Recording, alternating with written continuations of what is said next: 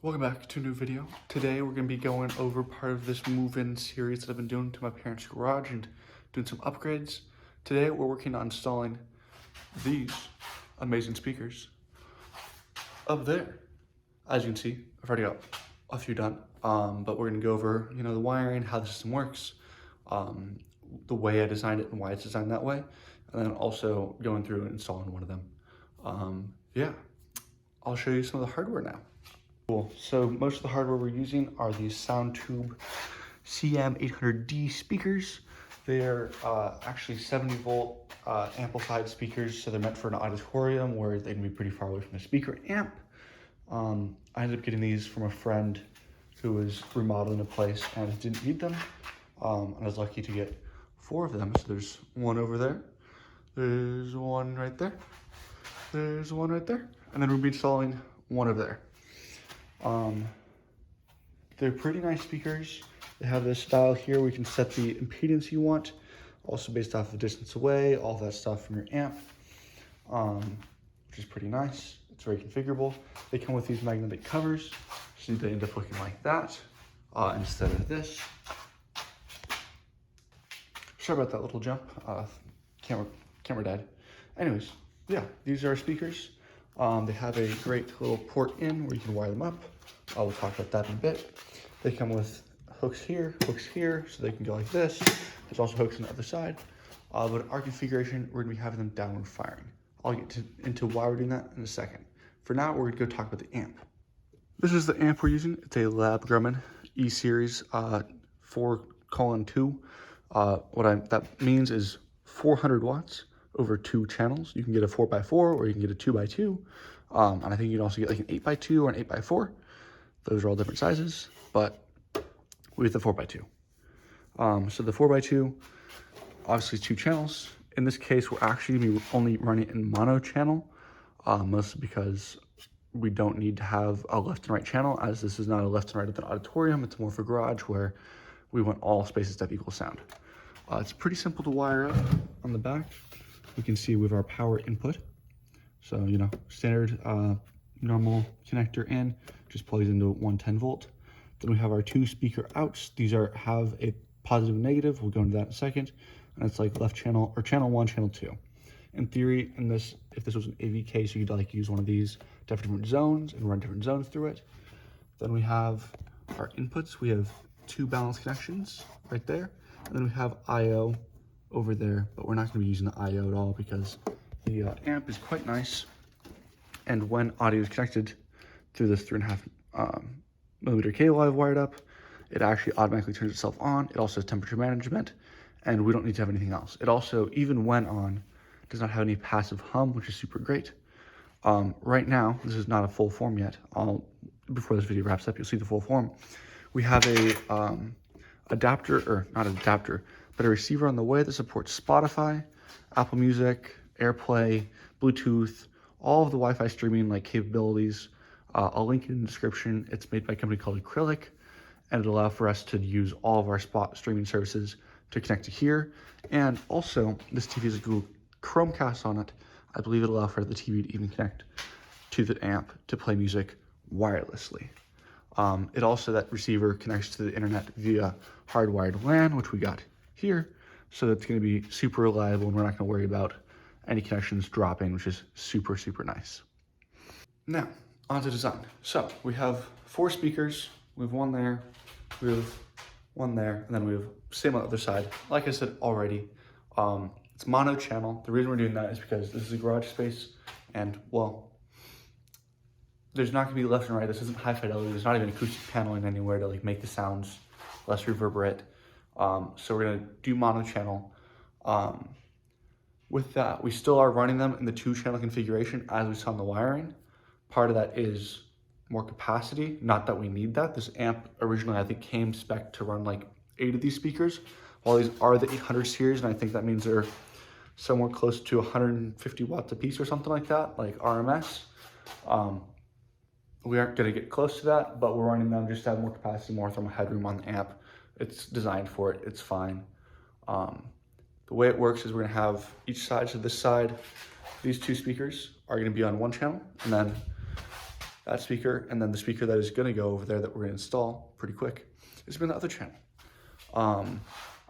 The reason we chose these spaces is because obviously you see a supporting beam. It's gonna make it pretty easy for sound to come down, and these are gonna be more or less different isolated zones. I mean, while sound will propagate down, this does create a buffer of sound, this beam. And with that beam being a buffer, we wanna have sound on both sides for it.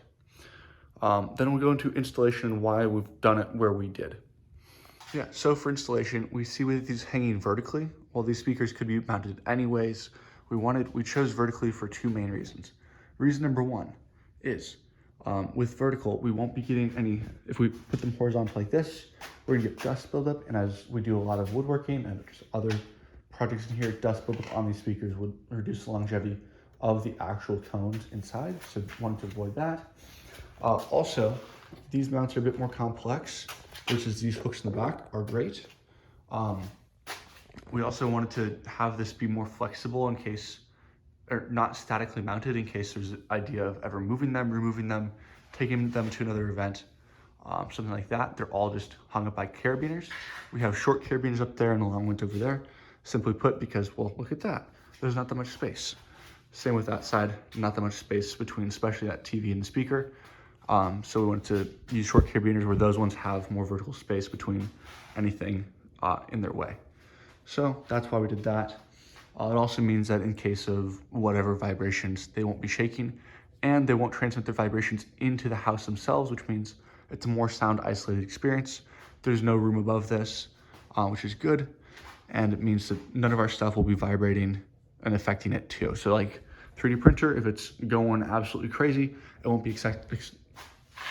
affecting the sound quality of our system at all. Not that it would really matter in this environment it is. We have all these mounted on studs. We have our speaker cable running as straight a line as I could get. I did realize I should buy a laser level to make those a tiny bit straighter. We did leave a little bit of slack, mostly because I did plan for these to have some movement and didn't want to have them be tensioned. I also did my best to have the connectors on the back side of the speaker, simply just because I didn't want to look at it. That, and also it's less likely to get the wiring pulled. We did stapling on the ceiling, pretty simple, it's pretty straightforward. Just trying to keep everything out of the way, and also making it so that nothing gets snagged on it if we have stuff up there or put stuff up there. Since it's just standard speaker wire, we do have the speakers all set to their native resistance, where they're not using the transformer, the multi-core transformer, by changing the style inside.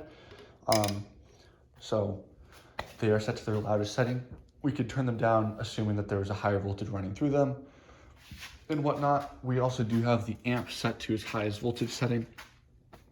I've run this setup before in not hanging systems, but just on the floor speakers for their events, and they've been more than fine. We do have the amp turned down to half power on each output, because any more than that is more than enough. Even like 1/3 power would be more than enough for reasonable listening. We left it at 1/2, assuming that we have air compressor or other shop tools running that are noisy and wanted to still be able to hear whatever we're listening to. Yeah, so let's get into installing one more of these. Cool. So now is step one, which is gonna be doing our wiring. My philosophy is I like to have all my parts ready to go, so once I get the ladder set up, get it hung, I'm not then gonna have to do all of this and get it up there. It also means one trip. So all I did, use my screwdriver, got a very small flathead bit, and connected into this connector. As you can see, there's a lot of wire. So what my plan is to trim it once I run it. So this end will go into the speaker. We saw the connector port on the speaker already. And then I'll staple it up as we go. And then once we're done stapling it up, we'll then trim it and connect it into the existing system. And I'll go over there how I do that in a second. But for now, we're then gonna go and show you the tools you need to hang one of these speakers. And we're gonna do that. These are the tools we're gonna need. We actually need really just the drill and this, but an optional tool you might need is a stud finder. We're quite lucky and we have the mud marks from when this drywall was put in to show us where our studs are.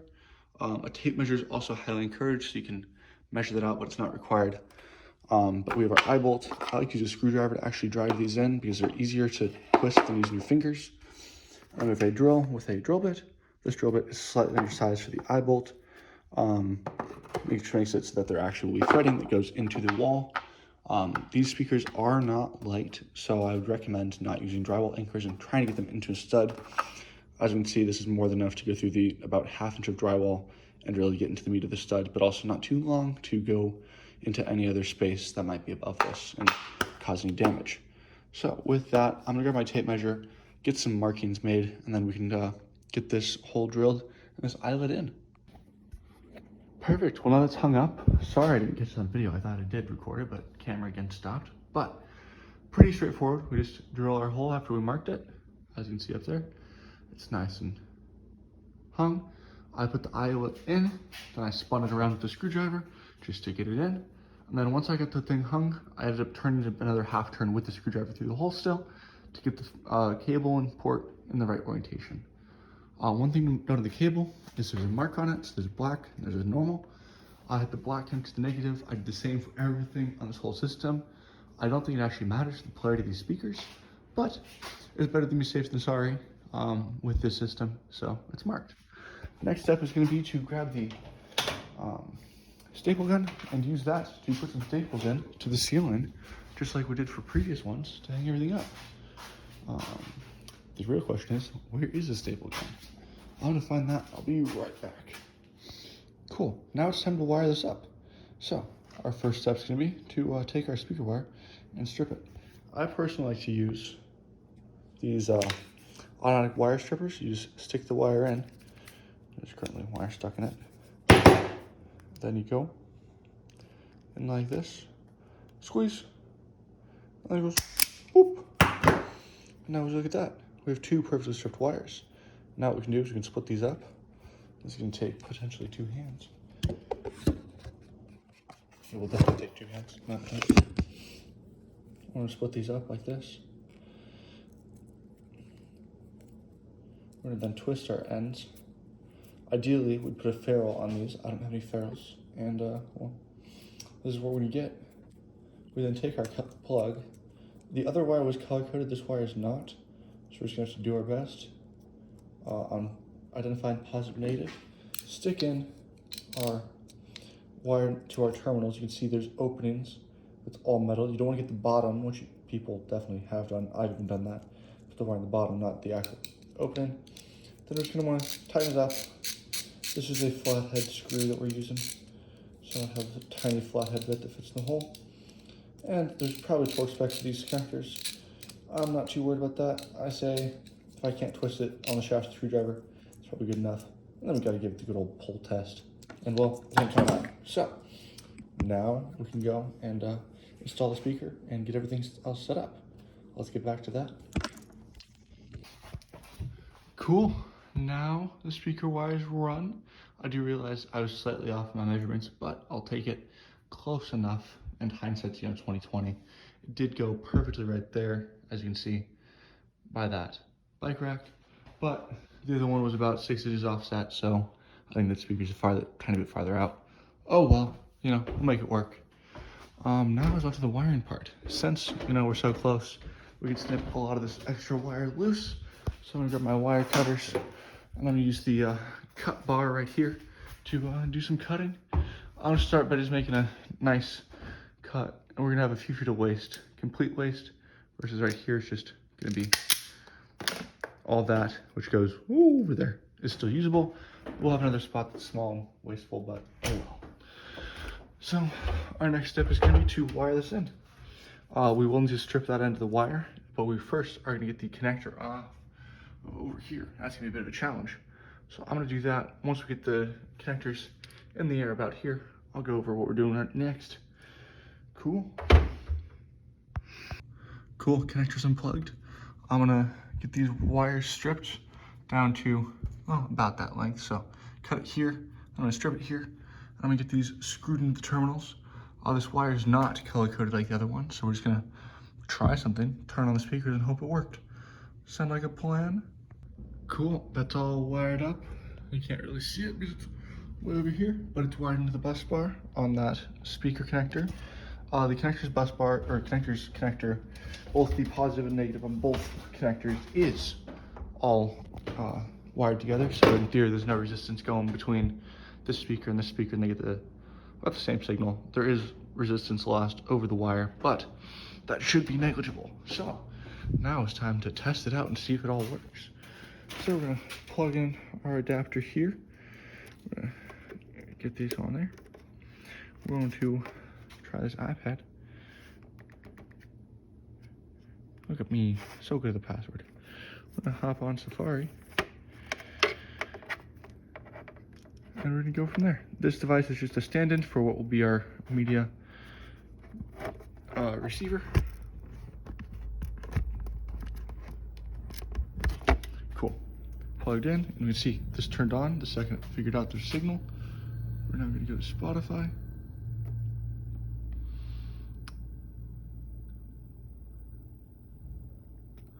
And we'll just hit play. And whoa, that one's working. This one's working.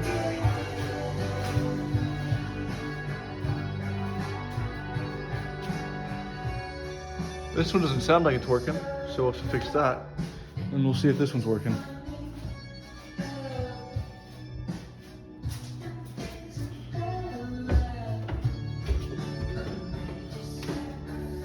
Does not sound like this one's working either. So, we're going to go check on that and figure it out. I think it's going to be a connector issue on that side, but we're going to double check. So, part of the troubleshooting we're going to do after I pause on this is, well, we can see both of those lights, if we go play, are getting signal, which is great. So we know it's not the input, so it's not this. So let's check the output. So if we go to channel, let's hit play again. Yeah, so this one is that channel. And well, clearly, if we unplug these two, nothing's playing. So that means, oh, would you look at that? That might be our issue right there. We just moved the speaker amp around a lot, and this is why you also would ideally do strain relief. We haven't done that, so I'm gonna fix this and we'll be right back. Cool, it's moment of truth time. So we're gonna hit play, and we're gonna grab not the one that goes right here. Actually, I don't know which one it is. I think it's this one. We'll plug that in here and we'll see what happens. It starts working or not. Yeah. So it's not those ones, which means as we walk over here, that one's working. And that one's working too. That's great. As you can hear, it's more than loud enough. So I'm gonna hit pause and we're gonna go to the next thing. Cool. I realized that's not stock music. That's been an issue. Okay, I'll be back to go over a recap. Cool, now we're done. That was our recap, or that was our whole system of these speakers, why we did it, everything. I got some cleanup to do. And yeah, now we have a speaker system that is powerful and loud over all the shop stuff we could ever have running. It's permanent, not like this little Bluetooth speaker. It is also nice. It's good sound dish quality. I'll take it for sure.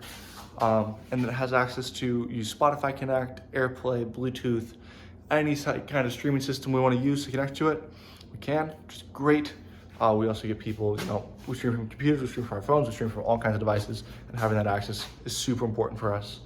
It also means we can, use our phones as we please and not have to deal with Bluetooth cables and all that. So, welcome back to the last segment of this video. We're going to go over the Acrylic receiver for lighting, or for audio. It's great. It's very, very small. It's much smaller than I expected, but it works great. The app is a bit clunky, but I'm going to go over how it works and currently what we use it for and how we're going to use it in the future. So as you can see on the front, it's on the network mode with the network light lit up. You can use it as a Bluetooth receiver. You can use it a USB DAC too, or you can use it as an aux in, so just a preamp. But we're using the network mode. What this allows for us to do is for us to use things like Spotify and also AirPlay. So I'm going to now connect to this on my iPad. So the first step is I have Spotify pulled up. I'm not going to rate it right now. We're going to go to devices. And you can just click on garage speakers. And I'm going to ask you not to track. You can hit play. And as we heard, it hits play. The other option is we can go to AirPlay, and look at that. Garage Speakers is right there. You can play there, then hit play again, and there it goes. We're gonna pause on that. The one problem I do see with this app is the volume control is not great. The actual interface to control the device and set it up is also not great. It does come with a remote, but the remote is quite clunky, and we can go and actually look at it right now. Overall, very small, and I mean, it does have the buttons you need, but it's currently not what I'd call amazing. Same with the app, but what it does do is work, and it works well. I had no setup required besides literally renaming the device in the app. That's pretty easy for me, pretty easy for anyone, and frankly, for a setup in a garage, works just fine. We're not doing whole home surround, so I'll take it. Anyways, thank you for watching the video. I'll catch you guys next time.